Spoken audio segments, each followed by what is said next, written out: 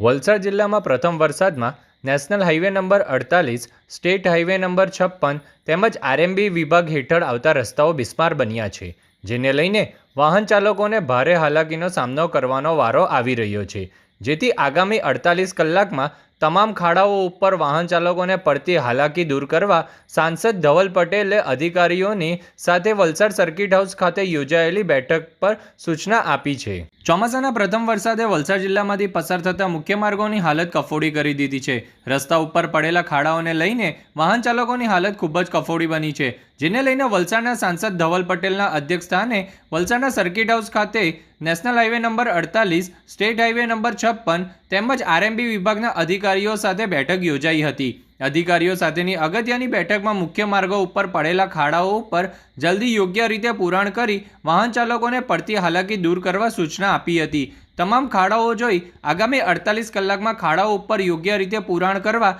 સાંસદે બેઠકમાં સૂચના આપી છે। વરસાદી પાણી ભરાવાને લઈને વાહન ચાલકોને પડતી હાલાકી વહેલી તકે દૂર કરવા તેમજ વરસાદી પાણી ભરાવાની સમસ્યાનો કાયમી ઉકેલ લાવવા અંગે સૂચનાઓ આપી છે। આ બેઠકમાં વલસાડ જિલ્લા પંચાયતના પ્રમુખ મનહરભાઈ પટેલ, ધારાસભ્ય ભરતભાઈ પટેલ, અરવિંદભાઈ પટેલ, જીતુભાઈ ચૌધરી, રમણલાલ પાટકર સહિત જિલ્લા ભાજપ પ્રમુખ હેમંત કંસારા અને અગ્રણીઓ અને national highway number 48, state highway number 56 અને જિલ્લા પંચાયત માર્ગ અને મકાન વિભાગના અને ઇજનેરી મોટી સંખ્યામાં અધિકારીઓ ઉપસ્થિત રહ્યા હતા। જી, આપણા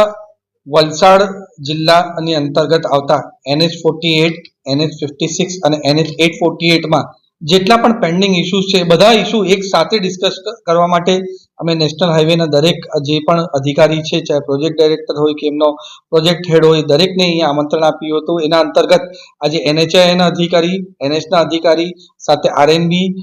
અને બીજા જેટલા પણ સરકારી અધિકારીઓ દરેક અહીંયા હાજર હતા। અને બીજા જેટલા ખાડાઓ પડ્યા છે ને બીજા જે રસ્તાના ઇશ્યુ છે એને મેં પૂરું જાણ્યું અને એમને તાકીદ કરવામાં આવી કે આવા કોઈ પણ ખાડા આઈડેન્ટિફાઈ કરે એમાં 48 કલાકની અંદર એ ખાડા પુરાવી જવા જોઈએ ને એ ટેમ્પરરીની પણ સારી રીતે રહી એ કરવાનું છે। ને જ્યારે પણ એમને ડ્રાય સ્પેલ મળશે ત્યારે એ લોકો રીસર્ફેસિંગના ને જેટલા પણ પરમનન્ટ સોલ્યુશન છે એ પૂર્ણ કરવાના છે। એની સાથે જ્યાં જ્યાં પાણી ભરાવાના ઇશ્યુ પૂરા હાઈવે પર આવે છે એવા અમે સ્પોટ આઈડેન્ટિફાઈ જેમને કર્યા છે, જ્યાં વાપી બલીઠાનો હોય કે પછી આપણા અહીંયા ડુંગરી તરફ હોય જ્યાં પાણી ભરાઈ જાય છે તરત થોડા જ વરસાદમાં, એવા સ્પોટો આઈડેન્ટિફાઈ કરીને આરએનબી અને બીજા જેટલા પણ આપણા સરકારી ડિપાર્ટમેન્ટ છે એની સાથે સંલગ્ન કરીને એવા બધા પોઈન્ટ્સ પર પાણીનો નિકાલ તત્કાલ થાય એવું પ્રોવિઝન કરવાની વાતો કરી છે।